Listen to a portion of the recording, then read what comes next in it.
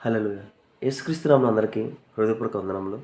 ప్రత్యేకమైన సమయంలో ప్రత్యేకమైన రోజు యొక్క వాగ్దానంతో మీ ముందుకు వచ్చున్నాను. దేవుడు ఈరోజు మనకు అనుగ్రహించుకున్న వాగ్దానము ద్వితీయోపదేశకాండము 28వ అధ్యాయము 8వ వచనము.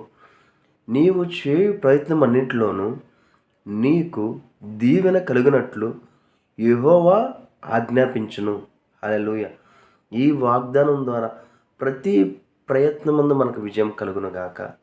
ఈ వాగ్దానం ద్వారా ప్రతి విషయంలో మనకు విజయం కలుగునుగాక. ఆమేన్. ఎప్పుడైతే ఇచ్చిన వాగ్దానం బట్టి అడుగుతామో అడిగిన సమస్తాన్ని దేవుడు మనకి అనుగ్రహిస్తాడు.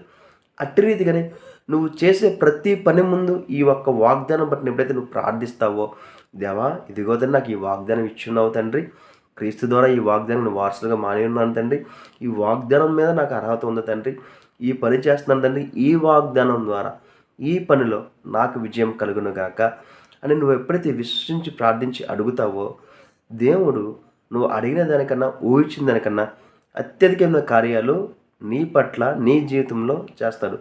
కాబట్టి నువ్వు ఏదైతే విశ్వసిస్తావో నీ విశ్వాసము నీకు విజయాన్ని కలగజేస్తుంది. నీ విశ్వాసము నిన్ను ఉన్నతమైన స్థానంలో నిలబడుతుంది. కాబట్టి నీ యొక్క సహవాసం ఎప్పుడు వాక్యంతో ఉంటుందో ఆ సహవాసం ద్వారా నీ యొక్క విశ్వాసం అనేది అధికమవుతుంది. ఈ విశ్వాసం అధికమవడం ద్వారా అనేకమైన అద్భుతాలు నువ్వు పొందుకుంటూనే నీ ద్వారా అనేకమైన అద్భుతాలు అనేక మందికి నీవు చేస్తావు. ఎందుకంటే దేవుడు ఆయన చేసే అద్భుతాల కన్నా నజరేయుడైన యేసుక్రీస్తు నేను చేయ కార్యాల కన్నా అనేకమైన అద్భుతాలు మీరు చేస్తున్నారు. కాబట్టి నీ విశ్వాసం ద్వారా అనేకమైన అద్భుతాలు నువ్వు చేయునుగాక. ఆమేన్. కాబట్టి నువ్వు విశ్వసించి ప్రార్థిద్దాము.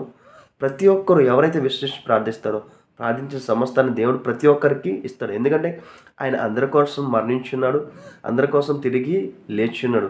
మనం ఎప్పుడైతే బాప్తిసం ద్వారా ఆయన విశ్వసించున్నామో, నా కొరకు ఆయన మరణించి తిరిగి లేచిన విశ్వసించున్నామో, క్రీస్తు యొక్క స్థానాన్ని, క్రీస్తు యొక్క రూపాన్ని మనము పొందుకున్నాము. మనలో నివసించేవాడు ఆయనే. లోకంలో ఉన్నవాని కంటే మనలో ఉన్నవాడు గొప్పవాడు, శక్తివంతుడు. కాబట్టి నీవు శక్తివంతుడిగా ఈరోజు ఉన్నావంటే దానికి కారణము నజరేయుడైన యేసుక్రీస్తు. కాబట్టి నీ విశ్వాసం క్రీస్తు మీద నుంచి ఎప్పుడైతే ప్రార్థిస్తావో ప్రతి ఒక్క దాంట్లో నీకు విజయము కలుగుతుంది.